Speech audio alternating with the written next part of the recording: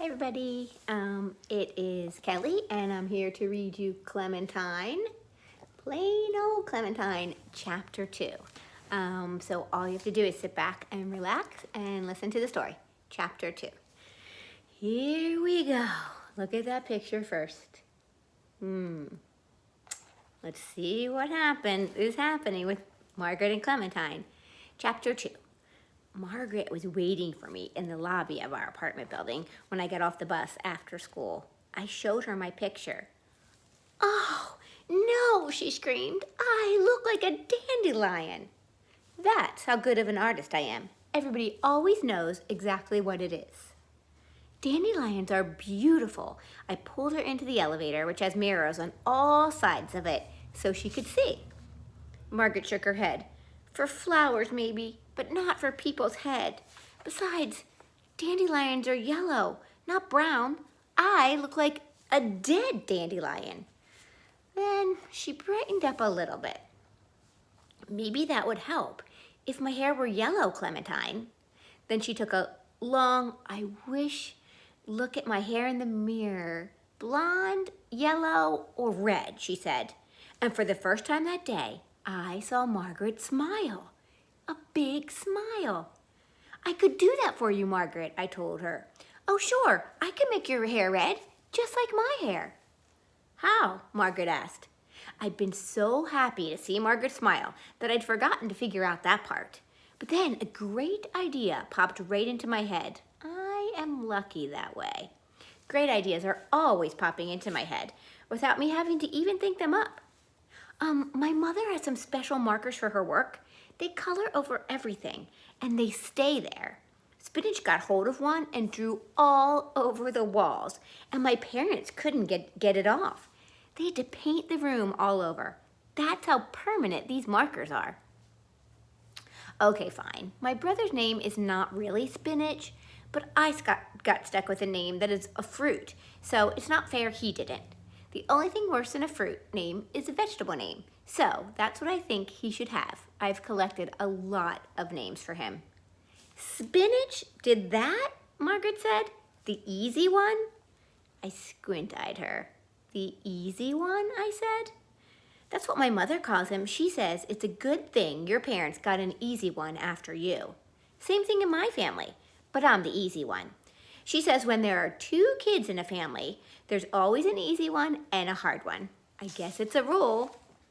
"Oh, yeah," I said. I knew that, but I really didn't. "So how about those markers?" Margaret reminded me. "Oh, okay," I said. "If the easy one could use them, I guess the hard one could too." "Let's go," I said. And then we pressed B for basement and we rode down to my apartment.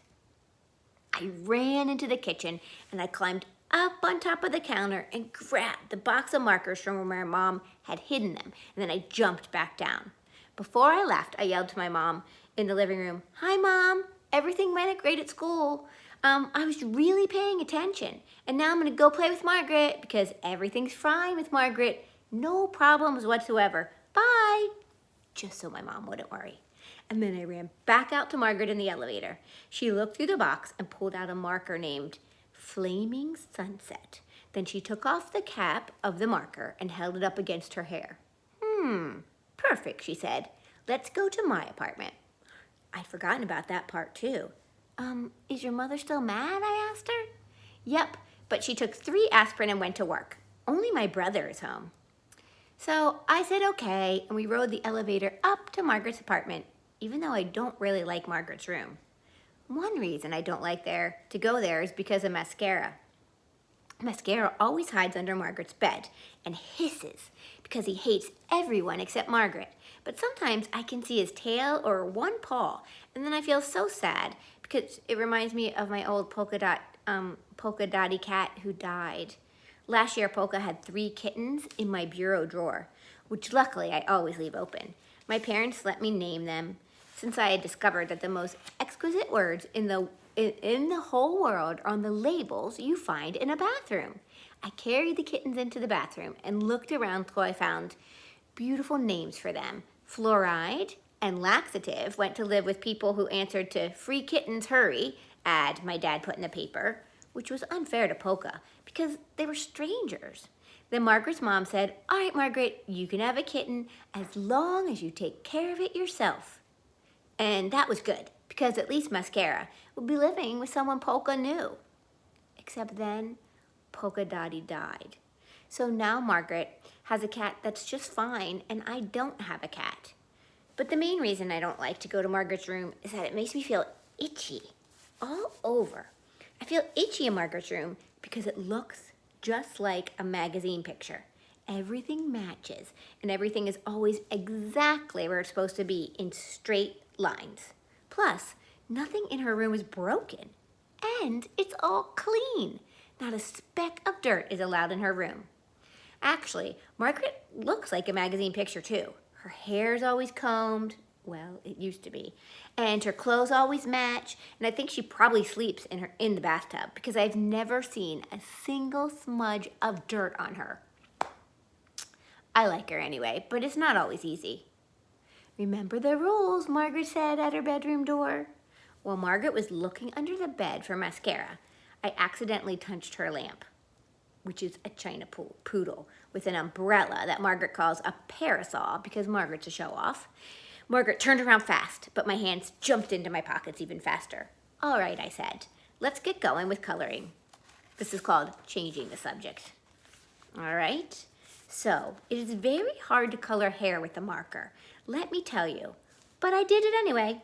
I colored all of Margaret's hair flaming sunset, and then another really great idea popped into my head, and I drew flaming sunset curls all over her forehead. And it looked so good because then I put some on the back of her neck so it would look like mine. It looked beautiful, like a giant tattoo. Tangled up in worms. When I am grown up, I will have hundreds of tattoos. Margaret looked in the mirror. Then she looked at my hair. Then she looked in the mirror again, and then she said, "Okay, good." And then she told me she was getting bracelets put on her teeth. Here's Margaret's room. Margaret's under the bed. Clementine's sitting on it, touching the lamp. "She's getting bracelets for her teeth," Margaret said. "You mean braces?" I told her. "No," she said, "bracelets. They're a special kind of bracelets. They're jewelry." "Oh," I said, "I knew that." But I didn't. Okay, fine. Later that night, when I was just at the hard part of falling asleep, which is lying in the dark, trying not to think about pointy things, I heard the phone ring. My dad said, "Hi, Susan," which is Margaret's mother's name, and then he didn't say anything for a long time. And then he said, "Now, Susan, let's just look at this calmly." And then he didn't say anything for another long time, and then he said, "I'm sorry," 7 times, which is 2 more times than he said after he told my mother he thought her overalls were getting a little snug. Next, I heard him go into my brother's room where my mom was putting Broccoli to bed to say goodnight to him. And then I heard my parents whispering together as they walked down the hallway to my room. And then I thought this would be an ideal time to practice pretending to be asleep. I could feel them standing in my doorway, probably thinking, "This hard one is a lot more trouble than the easy one." Then my dad said, "I really think Clementine was just trying to help her. Margaret wanted her hair like Clementine's. You know, she's always been a little jealous of Clementine." That was the craziest thing I'd ever heard because Margaret is perfect. But I couldn't tell them this because an important part of pretending to be asleep is not talking. So, let's see. Here's Margaret's hair.